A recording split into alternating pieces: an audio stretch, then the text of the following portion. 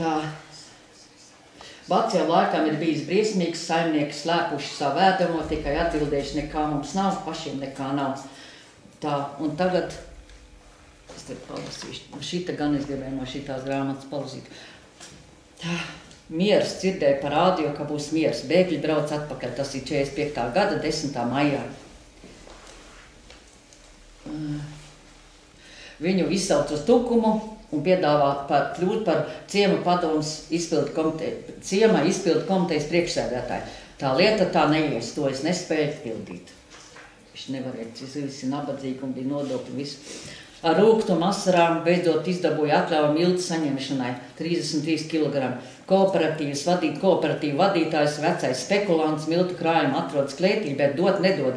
Ar gudru ziņu miltu slaida apgrozībā tikai pēdējā mēneša datumā, tā kā otrā dienā vairs neder ne atļaujas nekas cits. Redziet, kā darīja jau tad. Ko mēs ēdam? Maize 5 dienas neesam redzējuši. Tēva milti 9 kg izcepām, tagad vairs puskukulīts. Vāru skābos ābolus. Pa pārdienām saņemam 2 litrus piena un pa reizei mazāk krūzīties sviestu.